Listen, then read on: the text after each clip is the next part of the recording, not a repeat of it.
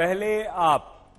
जी हां, जिस शराब नीति को लेकर सीबीआई छापे मार रही है, उस शराब नीति में पहला target deputy CM Manish Sisodia हैं दिल्ली के। छापेमारी के बीच आज सीबीआई ने एफआईआर दर्ज कर ली है।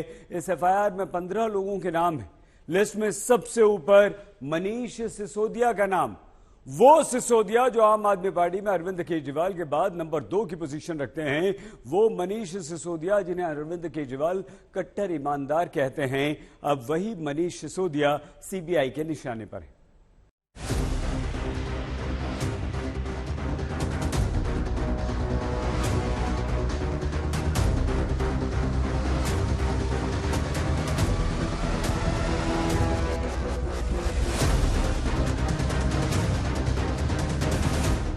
सीबीआई की छापेमारी जिसने दिल्ली की सियासत को सुलगा दिया, बीजेपी और आम आदमी पार्टी को फिर एक दूसरे के सामने ला दिया।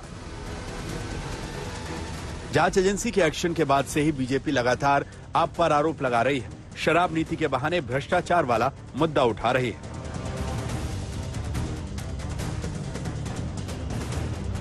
इस छापेमारी पर छिड़ी ये जंग इसलिए बड़ी है क्योंकि इस जांच के केंद्र में है केजरीवाल के सबसे करीबी मनीष सिसोदिया।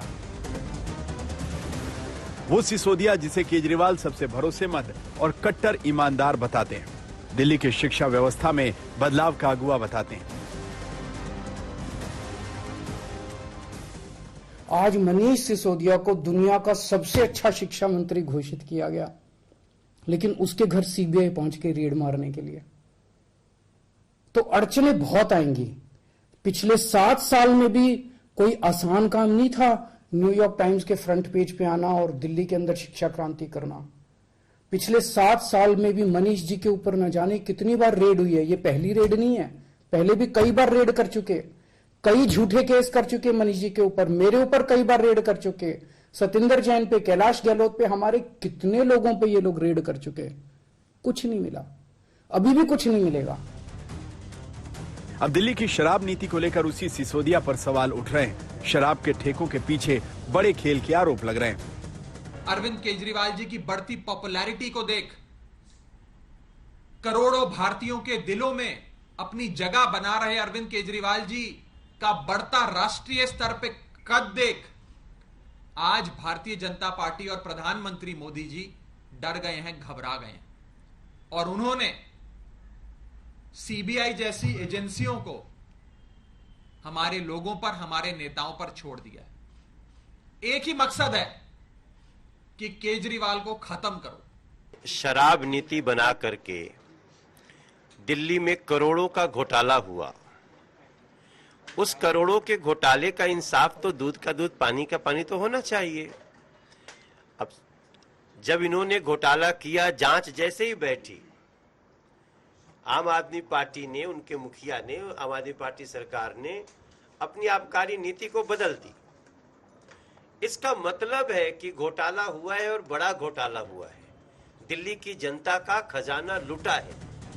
बीजेपी सीबीआई जांच के बहाने आम आदमी पार्टी को घेर रही है, वहीं आप पूरी कार्रवाई के पीछे साजिश का आरोप लगा रही है। जांच के बहाने आप सरकार के कामों में अड़चन डालने का भी आरोप लगा रही है। भ्रष्टाचारी जितना मर्जी ईमानदारी का चोला पहन ले, वह भ्रष्टाचारी ही रहता है। अगर शराब नीति में कोई घोटाला नहीं था तो उसको वापस क्यों लिया? शराब के ठेकों में दिल्ली में भयंकर भ्रष्टाचार हुआ। अरविंद केजरीवाल और मनीष सिसोदिया की सांठगांठ सामने। पिछले 7 साल में भी मनीष जी के ऊपर न जाने कितनी बार रेड हुई है। ये पहली रेड नहीं है, पहले भी कई बार रेड कर चुके, कई झूठे केस कर चुके मनीष जी के ऊपर, मेरे ऊपर कई बार रेड कर चुके, सतिंदर जैन पे, कैलाश गहलोत पे, हमारे कितने लोगों पे ये लोग रेड कर चुके। कुछ नहीं मिला, अभी भी कुछ नहीं मिलेगा। तो सीबीआई अपना काम कर रही है, उसे घबराने की जरूरत नहीं है। सीबीआई को हम अपना काम करने दें, उनको ऊपर से आदेश हैं। सीबीआई के एक्शन के बीच आम आदमी पार्टी के नेता सीएम केजरीवाल के उस बयान का भी हवाला दे रहे हैं जिसमें केजरीवाल ने सिसोदिया की गिरफ्तारी की आशंका जताई थी, सिसोदिया को जबरन फंसाने की बात कही थी। तो 3-4 महीने पहले जब इनके लोगों ने मुझे बताया कि मनीष जी को गिरफ्तार करने वाले हैं, मैंने कहा मनीष ने क्या कर दिया, क्या केस है? तो उन्होंने बताया अभी कोई केस नहीं है, कुछ मिला नहीं है, ढूंढ रहे हैं, कुछ बना रहे हैं। तो अब हमारे देश के अंदर एक नया सिस्टम लागू किया गया है।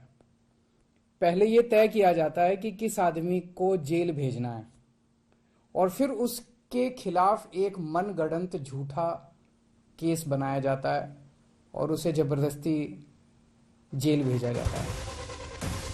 लेकिन सियासत के आरोप प्रत्यारोपों के बीच बड़ी बात यह है कि दिल्ली में शराब कारोबारी लाइसेंस सरेंडर करते जा रहे हैं, राजस्व घटता जा रहा है, लेकिन शराब की बिक्री बढ़ती जा रही है। दुकानदारों को फायदा हो रहा है।